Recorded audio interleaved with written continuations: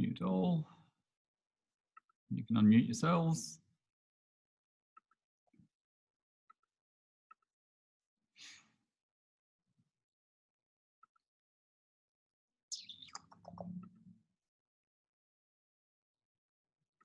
All right. Oh, what's that? My internet connection's unstable. That's no good. All right. Can you all see my screen? Good. I forgot you can't answer me. All right. Let's have a look at this. So today, Beck and Han put the pressure on and they said they've had a long day and I need to entertain them. So I thought I'd start with a little story, and it's about a study I once read. And I want you to relate it to yourself, and I want to hear your answers, or I can't hear them. I want you to write down your answers.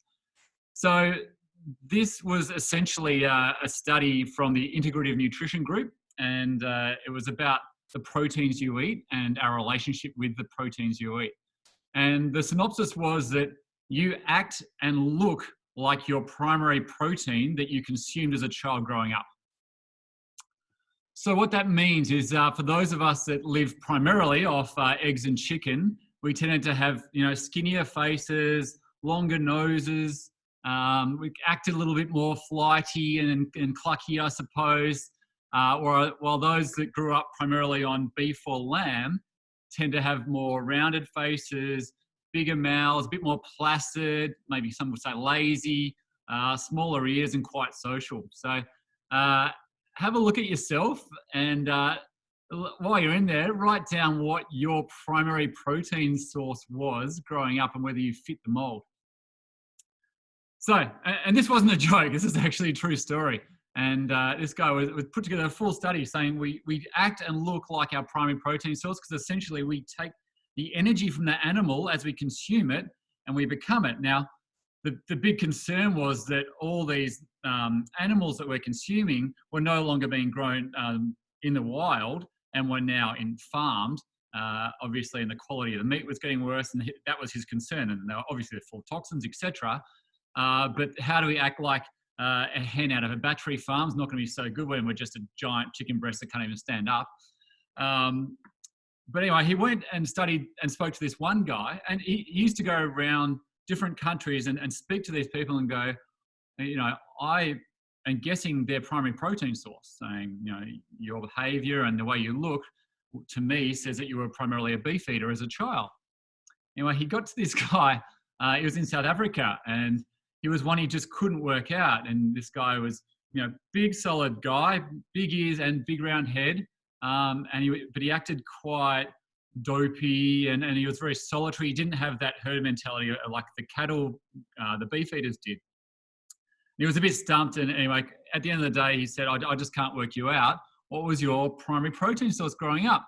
And he said, 2 days a week, we only ate protein probably 2 or 3 days a week, and their primary protein was elephant. So there you go.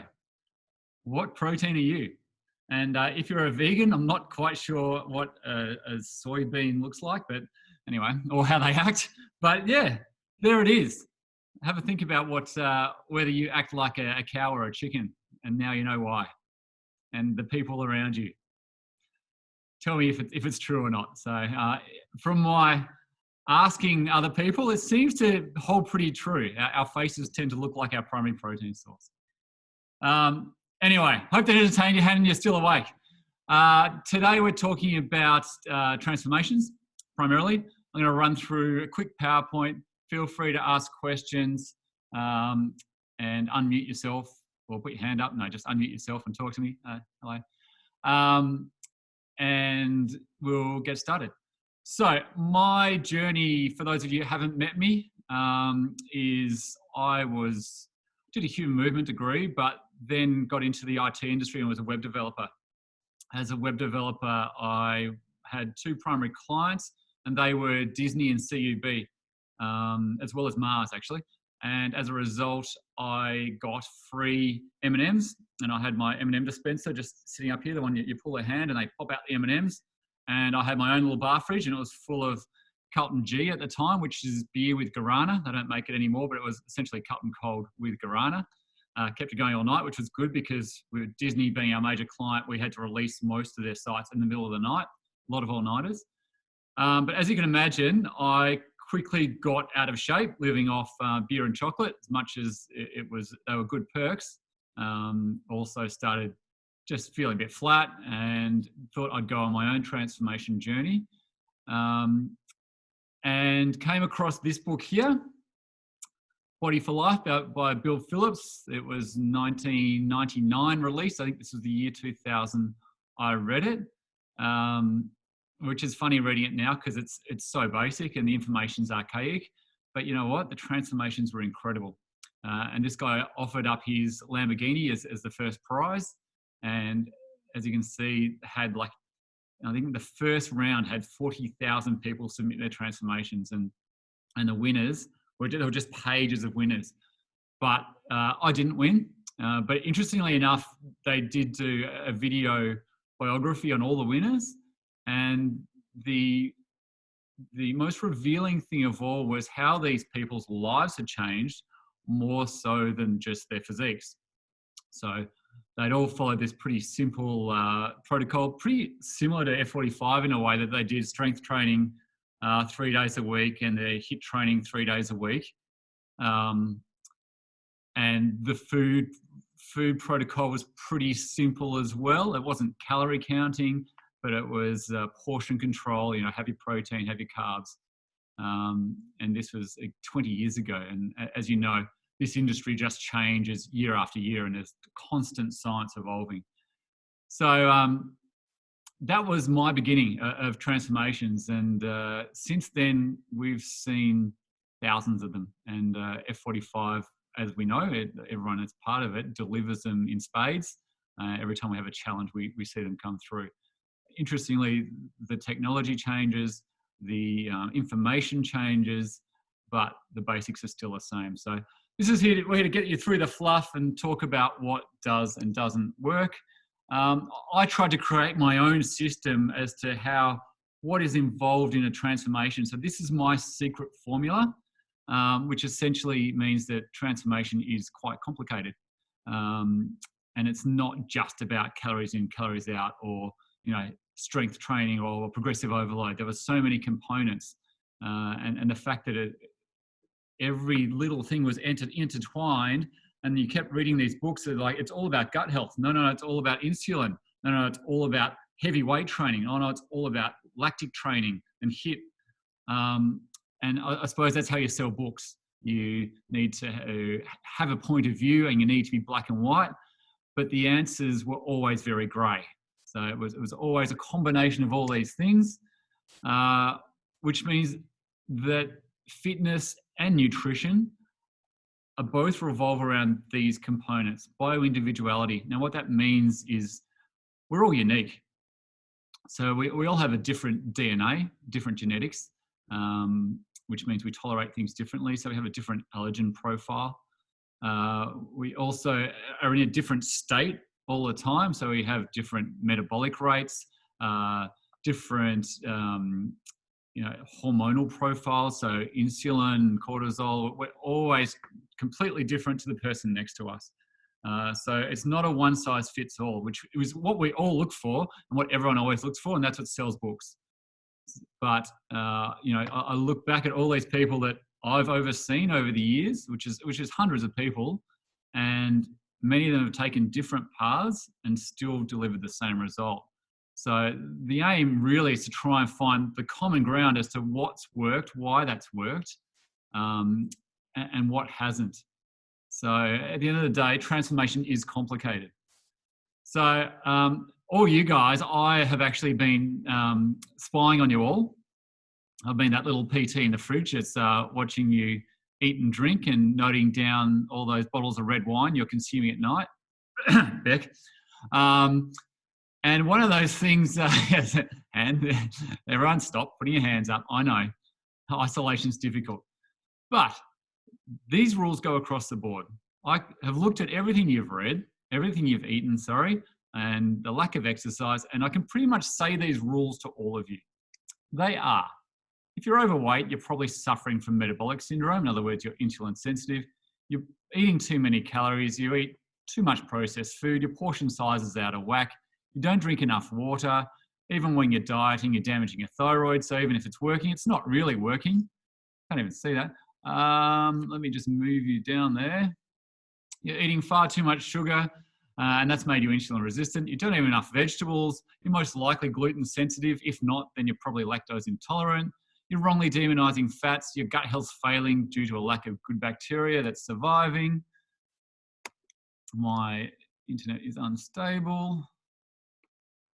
You're not taking any notice of your toxic chemicals you're ingesting. Your omega-3 to 6 ratio is all wrong. You're in a constant state of inflammation. You're vitamin D deficient. Your bodies are craving more magnesium and zinc to recover. Your testosterone count is too low. You're leptin resistant and you're always hungry. You're not managing your stress. Your adrenal glands are struggling and your cortisol levels are constantly elevated. You need to learn to cook. You don't eat enough protein. Your cells are in a vulnerable acidic state. Your food is coming from toxic soil and animals. You're chronically dehydrated and you need to go back to basics. Full on, right? There's a lot of stuff there, but you know what? Across the board, it's pretty much true for everyone. So I could go through that list and it can relate to, 80% of it will relate to you, 80% of it will relate to me, to different degrees. But ironically, there's a million factors that we can all improve and all work on. And that's kind of the beauty of it too. And it's hard to eat perfectly. It's hard to train perfectly, especially in our modern day world. So have a think now about what your training goals are. Okay, so people really come to me at the start and deliver one of 5 training goals. In other words, that's what today is based on, what your training goal is. So I want you to put in the text box there what your training goal is. And it'll be one of those 5. These are the usual suspects. People come to me and they go, I want to lose weight. And what they mean is they want to lose fat. They want to build muscle. They want better health or energy. They come to me for athletic performance, to be a better athlete, or it's more for their mental health, mental escape. Okay, so which one is it for you? Because even though they're all intertwined and we do follow the same rules, there's different things we need to focus on for each one. And we're going to run through all of them fairly quickly. And I'll just give you a few little hacks and points to run off those. Oh, what's this more thing? All right. So we all know the Simon Sinek thing. He says, start with why. Again, this needs to be your reason to hit that goal. Okay, a goal is great and a goal should be a SMART goal, but you need to have a reason that's stronger than all your goals. What is the reason why you're going to achieve those goals? Have a think about that. It's got to be important. Dig a layer deep, peel back the onion skin. It's got to be a strong purpose. It can't just be, oh, to look better, oh, to feel better. There's got to be a reason behind that. And it should be quite emotive for you. Having this discussion often puts a lot of people in tears. So when it says more 5, do I need to add them?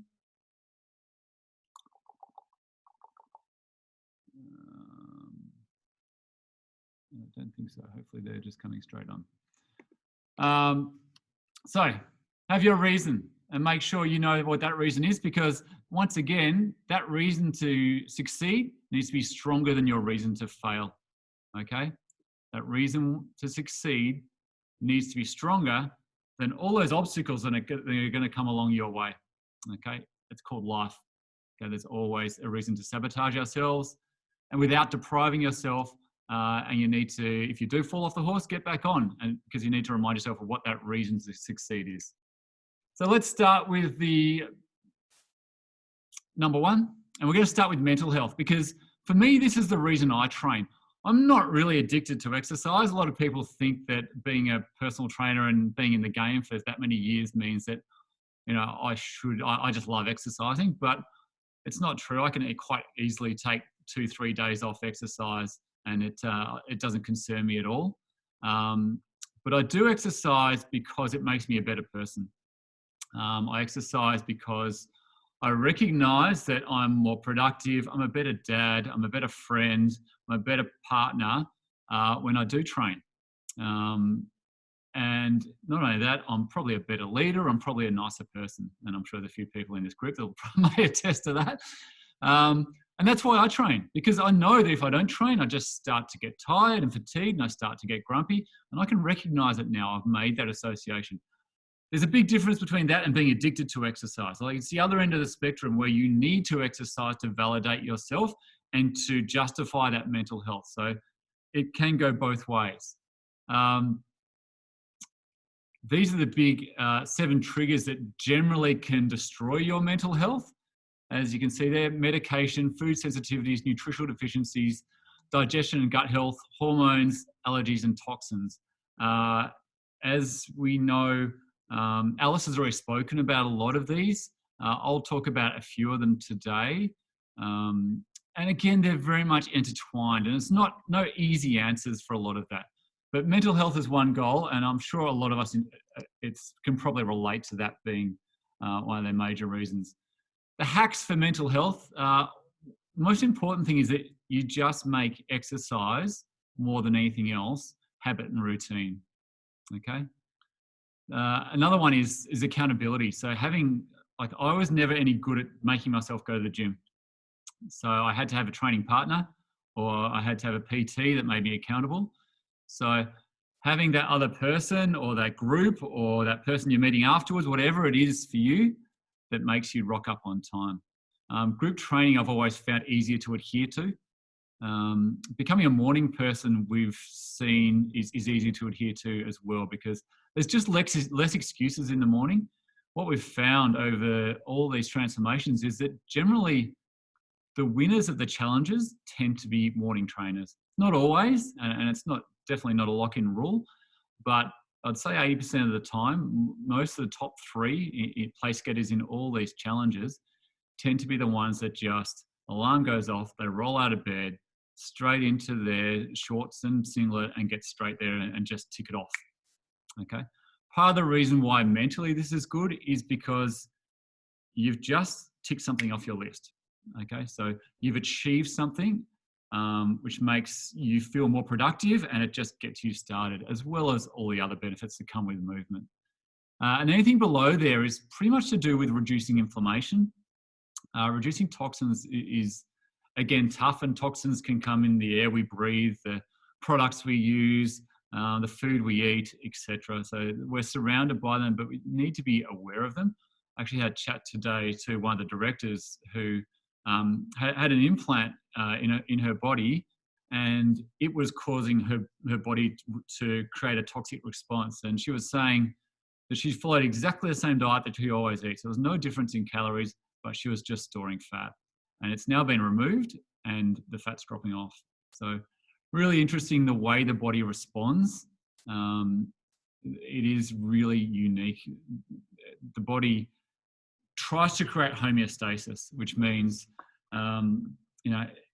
if you get cold, your body responds by shivering. If you get too hot, the body responds by sweating.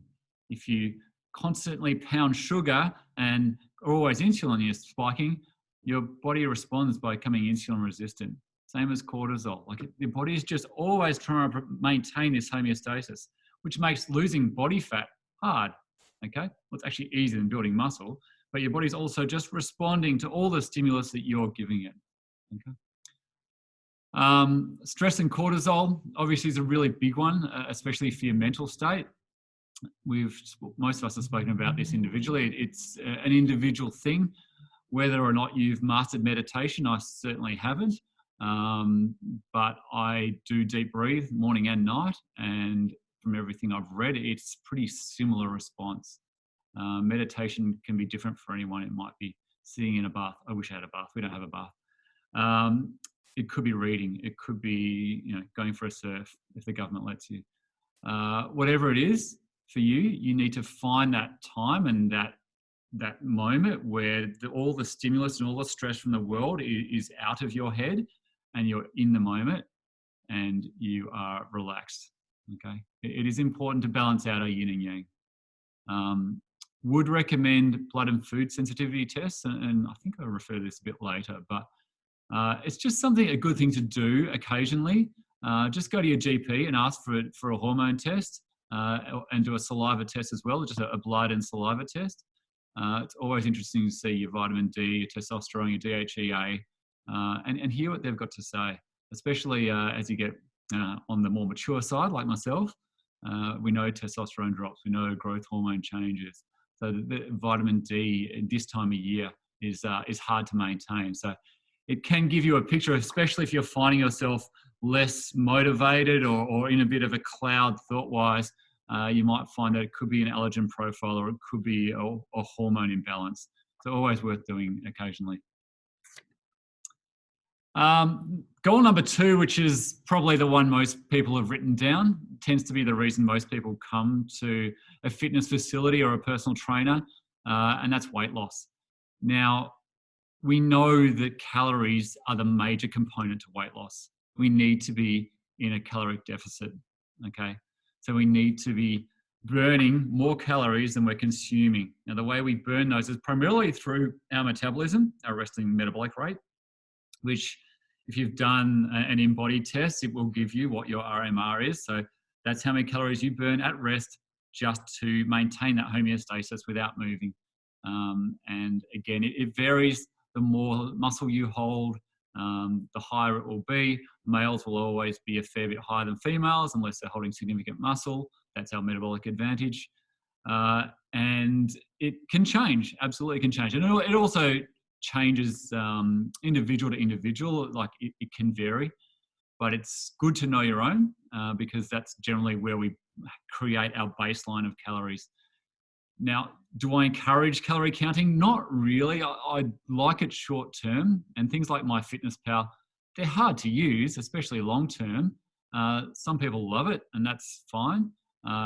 It's certainly a great educational tool, and it's a really good way to discover or identify energy-dense foods.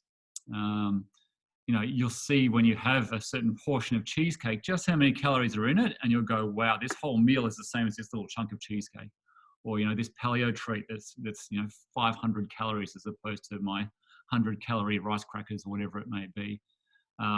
Calorie counting is a good educational tool. And if you're really struggling to lose weight and you feel like you've hit a dead end, a good thing to do is just spend a week counting those calories and just seeing where you're at and seeing where you may be sabotaging yourself, not deliberately, but just by taking in high calorie foods. They can be healthy foods. Usually they're not. Like most high calorie foods are a combination of some type of processed food. But, you know, it can happen that way, definitely. And don't forget that, you know, we used to have cheat days, and a cheat day back in the day could be a 7,000-8,000 calorie day. And that changes the balance. If you haven't added another 1,000 calories onto every day, then you're not going to get the result, okay? Now, calories are calories, but calories aren't everything by any means. Just to go on from the diagram in front of you, the thermic effect of food is to do with the digestion process and your body heating up, the mastication, so chewing and then breaking down the foods in your mouth. So we do 5 to 15% of what we eat gets consumed through thermogenesis as our body's breaking down the food. Then there's NEAT and EAT. So NEAT is our non-exercise, so it's our day-to-day movement, like fidgeting, which we're all doing right now, and just day-to-day movement that keeps us up and about, and whereas EAT is our exercise specific. Now, as far as the hacks, obviously calorie deficit, it's number one and it's the key, but you don't want to create a massive deficit from the start and try and lock in that deficit. Your body does rebound, and I've talked about the homeostasis thing, and it's very, very relevant when it comes to if you're creating big caloric deficits, especially if it's all through food. The best calorie deficits are exercise deficits. So if you can burn 1,000 calories a day through doing 10,000 steps plus an F45 session, and you're in a deficit of 500 to 1,000, that is the best way to lose weight, okay? If the deficit's coming all through calories because you're dropping down to under 1,000 calories for females or under 1,500 calories for men, your body will rebound. Hormonally, your thyroid will struggle, and you'll end up plateauing much quicker. So the best deficit you can create is through movement, okay? Another hack is be really aware of your macronutrients. So make sure that your food is based on a protein, and it's primarily, you're always going to have all three macros, your protein, carbs, and fat, but you want your meals to be protein and carb dense or protein and fat dense. Preferably not fat and carb dense, because I've said it before, fat and carb is a lethal combo. We've got carbohydrate, especially high GI carbohydrate, which is releasing insulin and creating an anabolic response, while you've got fat, which is releasing your fatty acids, and your insulin saying, quick, got to store. And what are you storing? You're storing the fatty acids that are flowing around the blood. So the carb-fat combo is a lethal combo.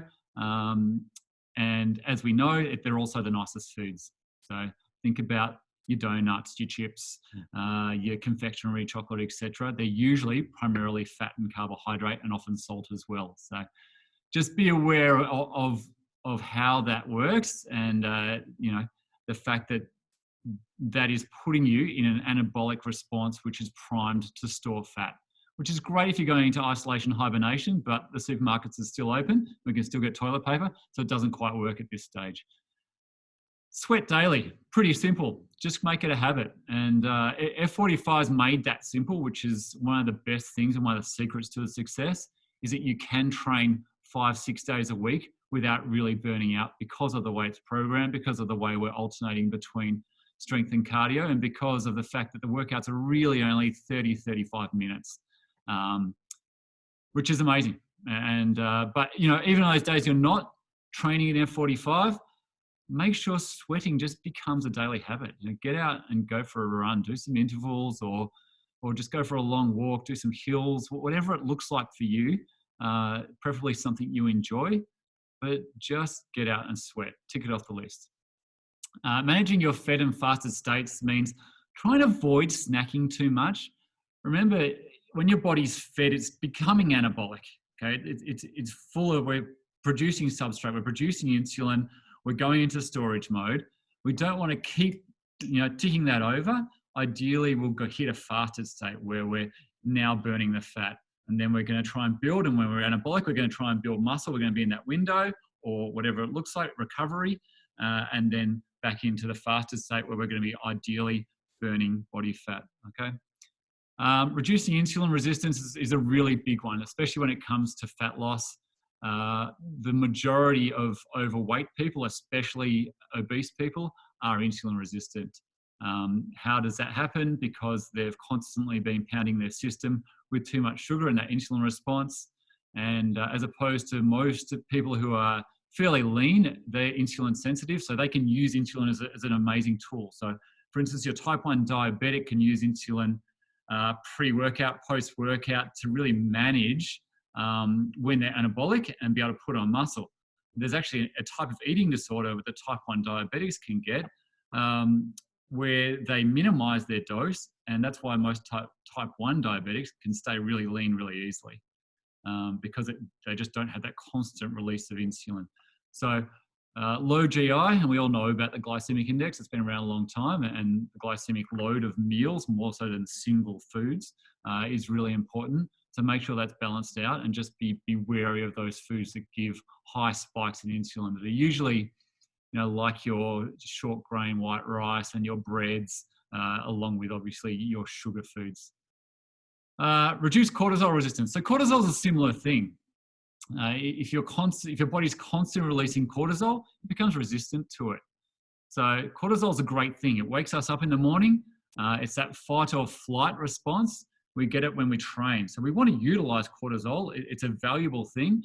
But if our body's constantly releasing it, it just means it's under stress. And when it's under stress, it stores fat. And where does it store fat? In your belly. Okay. So cortisol as a hormone is very much related to stomach fat. And when you use like a Poliquin biosignature, which determines fat sites, you often find people have cortisol issues if their stomach fat is high. Whereas insulin is interestingly in your love handles. So one of the ways that determine whether or not you're sucking down too many high GI foods is by taking skin folds from the love handles. Increasing your fasting window is a bit of a controversial one, but there's more and more data to support it. And I think a lot of people now are seeing the benefits of it. I certainly do it myself, where this autophagy, where your body is forced to replicate good cells and destroy bad cells, is pretty much a proven fact now from fasting. Now, that fasting doesn't need to be 24-hour fasting, or you don't even need to do a 16-8, but just skipping breakfast, training on an empty stomach, and skipping breakfast, not eating till after that, we're finding works pretty well for most people, especially if they've got weight to lose. And it does depend on your stress level. It depends on your hormonal profile and your current status quo as far as body composition. But for people that are insulin resistant in particular, fasting is looking at working really well, really well.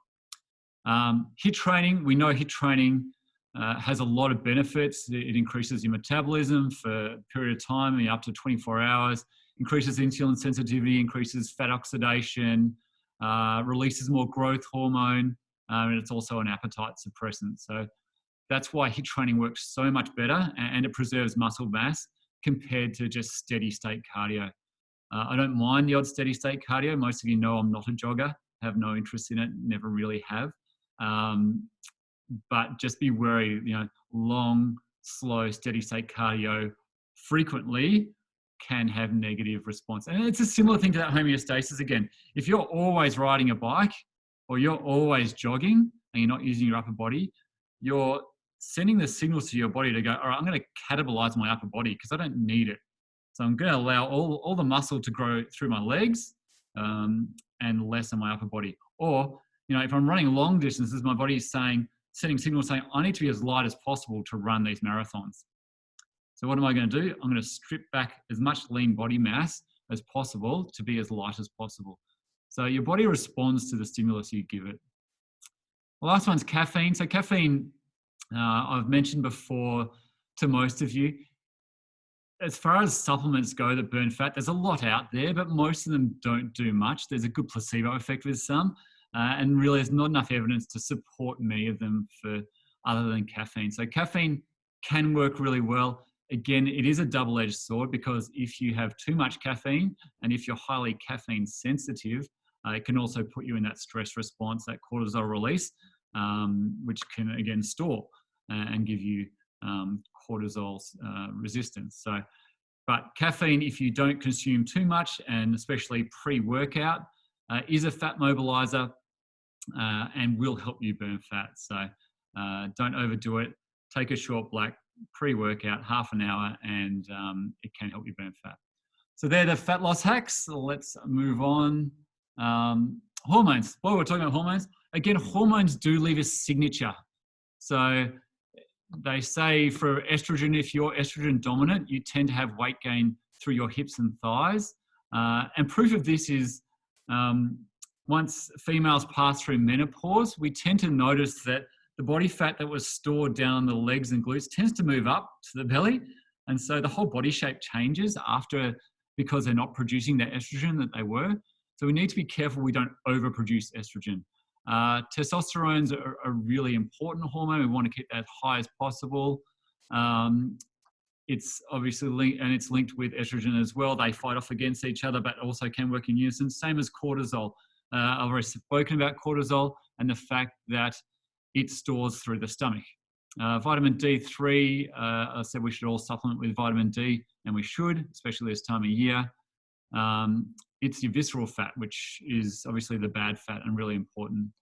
Thyroid is actually through your neck, they say is stored, and insulin is your love handles. So hormones do play a really big role. They're hard to change, and it's hard to know exactly our hormone profile. It changes all the time, which is why I do recommend occasionally, or if you're just feeling frustrated or not right, do go get a blood and saliva analysis just to give you an update, and then come bring it to us, and we're happy to go through it. So the endocrine system, but the big four you need to look at is your calories, in versus out, your food quality and macronutrients, your stress, and your blood sugar. If you manage those four, then you're doing most of the right things as far as burning fat goes. Muscle gain, I've got this picture here of Michael. This is pre-cutting. And these are the big 4 hacks for muscle gain. Okay, sorry, the hacks for muscle gain. The big 4 movements. So what are the big 4 movements? Essentially the squat, the deadlift, the upper body press, and the upper body pull. Primarily, I would say a chest press and a chin up. The big movements where you move the most weight tend to be the ones that produce the most growth hormone, testosterone. They're also the ones you can monitor. So I know it's hard in F45 because there is a lot of variety, but we're always deadlifting, okay, so of some sort. And there's a lot of just standard deadlifting, just like there's a lot of dumbbell chest press, which to my mind is a much better exercise than a bench press anyway, because there's a lot less shoulder impingement. So a dumbbell chest press is a great one for you to know what load you can take and try and progressive overload. Same as a deadlift. Squats, we do a lot of unilateral stuff, so it's a bit harder. And then chin-ups. You know, chin-ups is something I'd love everyone to master, and that retraction in the chin-up, so we're getting that row. So the big 4 movements, try and always focus on those and master those movements. Make sure there's progressive overload across the board. Always challenge yourself. Try and whether that progressive overload is extra reps or extra weight, it's the key to build muscle and lean body mass. Time under tension, obviously in F45, time under tension is controlled by the clock. But make sure you're starting at the start when the beeper goes off and finishing at the end. They're usually around 30 to 50 seconds, which is a very anabolic time anyway. You know, the different measures, but a lot of people say ideal is around that 40-second mark for growth hormone response and hence muscle gain. So try and utilize that time and build tension through the muscle. So make sure your reps are perfect technique-wise. There's not too much resting at the top where we're locking, or at the bottom in that full stretch moment. And so you're constantly moving. The cadence is slow, or the tempo is slow and controlled. Not too slow, but slow enough so that you can actually feel the working muscle. Okay. If you're trying to put on size, reverse dieting is a great thing. For those of you that don't know what that is, it's essentially increasing your calories while maintaining your body fat. Okay. So the way you do that is primarily you're adding carbohydrates in small increments, adding 100, 200 calories a week to your meal plan. And so you're going to be building lean body mass and building muscle without too much fat gain. There will be a little bit of fat gain because, as I said, the body is either anabolic, where it's growing fat and muscle, or it's catabolic, where it's losing fat and muscle. So you need to try and manipulate it at different times of the day, so that we're burning fat in our catabolic times and we're building muscle in our anabolic times. Growth hormone and testosterone I've spoken about already, but obviously they are key hormones when it comes to building muscle. We want to try and optimize both of those. The anabolic window is that 1 hour window or 2 hour window post-workout, especially a strength workout, where your body is craving nutrients. Now, if your goal is to burn fat, it's not that important, but if you're really focusing on building muscle, then please utilize it. That's when you want to get protein in particular in, and that's where you can, if you're trying to put on size, spike your insulin by having a higher GI source of whatever that looks like, to open up that anabolic window, release some insulin, and then provide the aminos, so no fat, but it'll be carbs and protein, to actually store and load up the muscles with glycogen and then repair those damaged muscle fibers. So utilize that anabolic window. And if I said, and for some of you that have heard me speak before, you can build small anabolic windows just by doing little amounts of exercise pre-eating. Pre-exercise. Short doses of exercise and then eat, and it will help you actually use that substrate, whatever that fuel looks like, as to build muscle rather than to store fat. Mind-muscle neural efficiency refers to that mind-muscle connection. I'm sure you've all seen someone do the pec dance. I won't do it on camera now, but you can all practice that one. That's that activating the muscle through the mind, okay? So really important, you feel the muscle working and you can actually flex that muscle. So I know we're all not planning on getting up on stage, but the bodybuilder fraternity are very good at actually activating a muscle because they practice flexing, and that flexing is reinforcing that neural pathway. So the more you can do that, the more you'll be able to activate a muscle. Protein was spoken about. Protein is key to build muscle. If you are a natural ectomorph and really struggle to put on size, then definitely have BCAAs, but before as well as creatine. BCAAs are branched chain amino acids, which is just a broken down protein essentially. And make sure your protein's up for the rest of the day. And then rest and sleep, because don't forget that the body recovers overnight primarily. We're breaking it down during the workout, but it's not getting stronger during the workout. It's getting stronger as it repairs, and it repairs overnight. So making sure you get quality sleep, it's 7.5 to 9 hours, especially now when, we can go to bed earlier and we can build a bit of a routine. If we're working from home, it makes it a bit easier. Really utilize that and utilize rest, have a power nap, whatever it looks like. But rest and sleep is the time you grow. Okay. So just a brief summary. The most important component of your training, if you're trying to build muscle, is to selectively recruit your target muscle through a full range of motion. You must be able to feel the muscle, initiate the movement from the working muscle, control the weight, and provide maximum tension throughout. So it's not all about load, it's about tension. And there is a difference. You can actually go on the other scale where you have too much load and you don't create the tension in the working muscle because all your weaker, smaller muscles take over. So building that tension is key. Number 4 is performance, athleticism. And I've got a couple on here now that it's about training is for their sport, and it's to make them better as athletes, as well as for the other benefits that come with that. So the little hacks for athleticism, to utilize the power plyometric training. Now, the beauty of F45 is there is a lot of plyometric training. There's a lot of jumping around. Not so good if you've got a bad pelvic floor, but great if you're trying to fire those fast twitch muscle fibers. So we want to really focus on those and work how to generate power from the floor.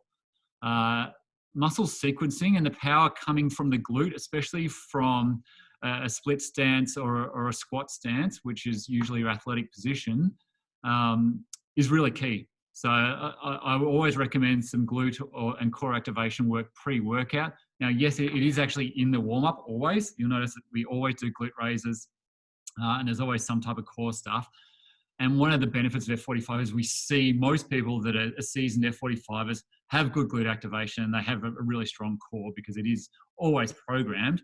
But glutes really are key when it comes to athleticism because they are the biggest muscle and kind of that link between the upper and lower body that provides the power. Progressive overload, because you want to there is a correlation between strength and speed. And also a deadlift can correlate to how quickly you can touch the ground when you're sprinting. So always monitor with perfect technique, progressive overload again. Prehabilitation. So prehabilitation refers to making your body injury proof. So using mobility tools, and I know Luke's spoken about these, so take a look at his videos. But rather than just rehabilitate post-session or after you're injured, be aware of where you're tight, be aware of your muscles that need activating, and do that, as a habit, either pre-session or another time during the day. Again, most people, generally because we sit so much, they need to activate through their back, through their rhomboids and that scapular retraction and depression. They need to activate through their core and through their glutes, and they need to release their hip flexors, usually pec minor, so the chest, and stretch out through their back and hamstrings as well. So yeah, just be aware, and it's different for each individual, but often we are in that anterior pelvic tilt position, and so we need to be aware of that and prehabilitate so that we can work optimally and activate glutes, etc., and core down the track. Have a pull focus. What that means is most sport, along with most day-to-day movements, are very push dominant, which means we spend our lives pressing into the keyboard, pressing into the steering wheel, sitting in this forward position, the shoulders slumped, leaning in. So really focus on your training component, on your posture coming back, those rows, those high pulls, pulling those shoulder blades back and down. Even just being aware of your posture day to day is really, really key, and have a pull focus. Try and balance it out. You know, if you're a one-on-one client, they'd give you a 2-to-1 or 3-to-1 ratio on pull to push to try and balance out. And I used to follow very closely a Major League Baseball coach, and he was the first one that went against the grain. And instead of teaching everyone to throw with heavier and heavier objects, mimicking the movement, he did the opposite, made everyone pull heavier and heavier, doing the opposite to balance out the shoulder girdle, and ended up doing amazing things for the longevity of pitchers' careers, and developed a really good name for himself as a result of doing that. So pull focus, really important, and sprint.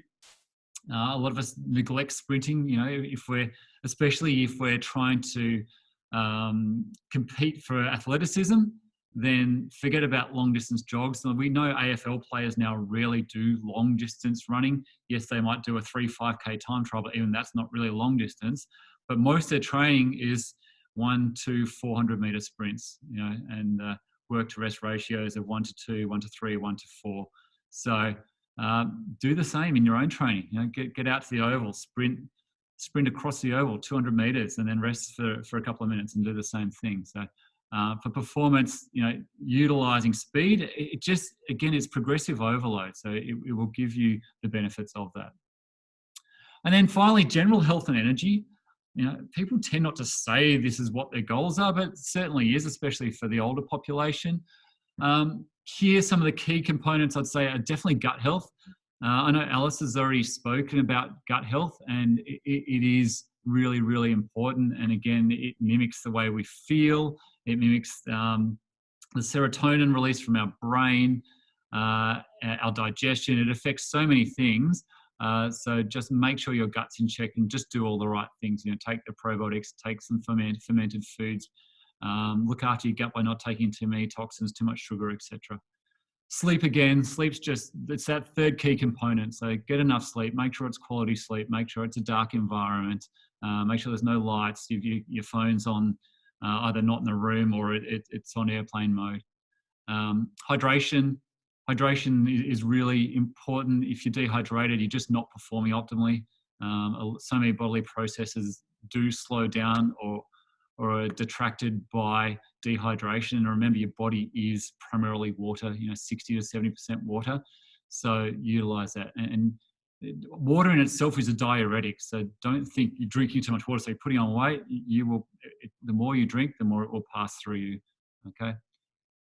Supplements we'll talk about in a minute, because I see the primary use of supplements is probably for general health more so than muscle gain or fat loss. This is where they actually are useful, apart from a protein powder, which is useful across the board. Supplements really are probably more for the general health. Mobility, this is where I do recommend foam rolling, and hopefully you've all got a foam roller or a foam or a massage ball or whatever it looks like, and you are doing some foam rolling, especially through your thoracic spine and your glutes and quads and anywhere else that feels tight, down the side of your thigh that really hurts, through your ITB.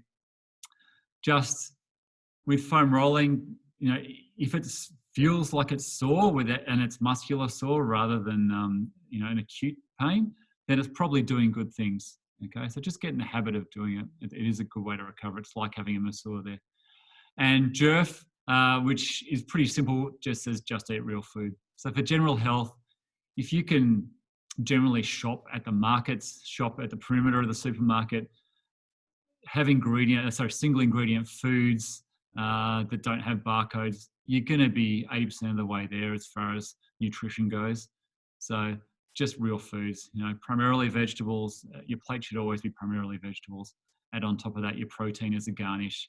Add on top of that your flavoring through herbs and spices, and if your carbs, if you're having carbs, good sources, high fibrous carbs, then you know it's pretty simple, and that's what most our meals should look like. Always important to mention is our environments. We need to provide optimal environments for results. So your home environment needs to be supportive of your goals. You need to have a spouse or your siblings or your roommate that knows your goals and is aware of them and supports those, just like your work environment, which is, it's really easy to be sabotaged through your work environment. And people say it all the time. There is a lot of peer pressure. in work environments. I understand that. Social environments, similar things. Be aware of when they're going to be in place and how you're going to deal with it. Think in advance what that's going to look like. Are you going to stand up for yourself? Are you going to take a different path? What are you going to choose to drink? What are you going to choose to eat? And how's that going to go down? And the sleep environment that I've already mentioned. All right, I did get a couple of questions today talking about macros and body shape. So I'm just going to run through a couple of things here. So if you're naturally skinny, we call it an ectomorph, then you tend to deal with carbohydrates better. You tend to tolerate carbs better. You're more insulin sensitive, less insulin resistant. So less fat, more carbohydrate. And that gives a general guide there as to what that looks like. If you're more the mesomorph, the muscle, naturally built and can put on muscle quite easily, it means you can have a balance of the two. So half carb, half fat, and plenty of protein again. You'll find here that the vegetables are always the same. The proteins are pretty much always the same. Just remember that male and female is going to be different because we've got different metabolisms. We burn different number of calories because of that and because of the muscle we hold. And we vary usually from fat to carbohydrate. So the mesomorph is the balance, and then the ectomorph, if you store weight really easily, it usually means you are insulin resistant, which means cutting out carbs. Don't demonize carbs, but reducing carbs and having low GI carbs and basing your meals around a fat source is usually a good way to go about it. Because the more you do this, as your body adjusts and changes, you become more insulin sensitive again. Okay, and less insulin resistant. So it's just a rule of thumb, but it tends to work, and we've seen it across the board. Fasting does the same thing as reducing carbs, which is the same thing as paleo, which is the same thing as I can't remember what I was going to say then. But yeah, anything that's protein only, Atkins style, does a similar thing because it's all geared towards the weight loss group. But if you are getting to that leaner stage, then you really want to reintroduce carbohydrate because it is a really important substrate. Just make sure they're quality, okay? Supplements people have talked about. So you tend to not need all the supplements. Again, a quality protein powder, and I do recommend a quality one. It can be whey, that's fine. It can be brown rice, pea, hemp protein. I've read mixed reviews. Soy protein I generally would avoid. Find one that tastes good. Find one that it fills the void and it will give you enough protein. Our body can absorb quite a bit of protein. It doesn't damage the kidneys. It's kind of a bit of a wives' tale. But yeah, find one that is not a mass gainer, but is a good protein, good quality protein, and that you like the taste of. Because at the end of the day, you've got to be the one that palates it. The list there, magnesium is key. Hopefully you're getting it in a lot of your fruit and vegetables anyway, but there's nothing wrong with taking extra magnesium. Greens powder, I like. I just have it daily as a health thing to fill the gaps. Vitamin D this time of year, as I said, most people are deficient, and I would recommend everyone takes vitamin D from now on. It does play a pretty vital role in a lot of bodily processes. Omega-3s is one that used to be huge, but you don't see so much of it anymore marketed. There was a big stage where everyone was having flax, which I don't recommend unless you're having flax seeds, not so much flax oil because it does denature very easily. But good quality omega-3s with a high EPA-DHA reading are very good, especially to offset inflammation. Protein powder was spoken about. Apple cider vinegar is fantastic for a lot of reasons. And anyone that's come to the pre-challenge seminars heard me rant and rave about that. I have it every morning, and again, it's a probiotic. It's got the mother in it, obviously, and it does burn a little bit, but it is great. Probiotics themselves, yes, have them as a precautionary thing. You're better off having the real thing. So if you can get fermented foods into your diet, whatever it looks like, sauerkraut, kimchi, kefir, please do. It's fantastic stuff. Turmeric, glutamine, caffeine, creatine, zinc, especially for guys, and vitamin C.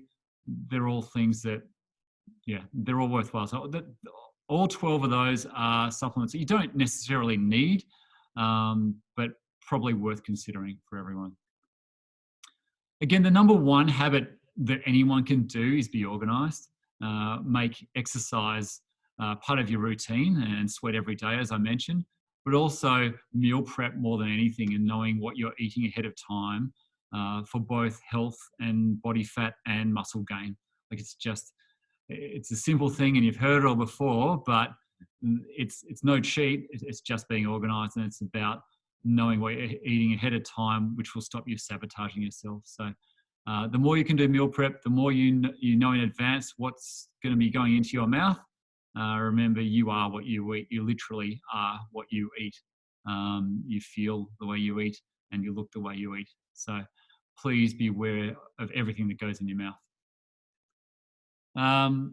Pretty simple thing that disease and obesity-free cultures tend not to have processed foods. They have moderate amounts of healthy fats, sufficient amounts of all-natural protein, nutrient-rich carbohydrates that are usually soaked or sprouted, cultured fermented foods, and they're physically active. So, you know what? Unfortunately, it is grey, and it's not. It's nothing cutting edge. It's just the basics. But guess what? They work. They've always worked, and somehow in modern society we've forgotten these basics and fallen off the bandwagon a little bit. So that's what your diet should look like. Nothing complicated, just real foods, you know, not overeating, and having a balanced diet that way. Little checklist. Did you complete your training today? Did you do your recovery, whatever that looks like? Did you get your yin relaxation in? Did you get quality sleep? Did you hydrate properly? Did you have your protein around every meal? Did you have enough vegetables? Did you have enough micronutrients or nutrient intake, whatever that looks like? Did you plan out and follow the plan? And will you do that tomorrow? Or was there damage control in place? If you can tick those off every day, the big 10, then you're going to be in a good place, regardless of if it's a fat loss, muscle gain, general health, mental health. It's all the same. They're the ingredients that have always been the ones to stick to, and always will. So please note those as I'll send this out, and you'll obviously see it anyway. So it's not that complicated like I thought it was, because again, everything's interrelated. So yeah, and what I will do now, if I can work this out, is click stop share, unmute Paul, and say hello. So, hi everyone. I can't hear you, please talk. Hey everyone. Hey, there it is. So, if you have got any questions, please do let me know. You're a natural presenter, Hamish. Now, what I will do is, obviously this is recorded, so it'll go up on all the groups anyway. But I'll also put the PowerPoint presentation into a little PDF and get that around to the groups as well tomorrow. If you do have any individual questions, please don't hesitate to reach out to me. Just send me an email or DM, I love that term, direct message, whatever that is. And as well as your lead trainer, we're here to help, and we're all pretty experienced in all the studios, and that's what we do. We love helping people. We love seeing people become their best versions of themselves. Please do reach out.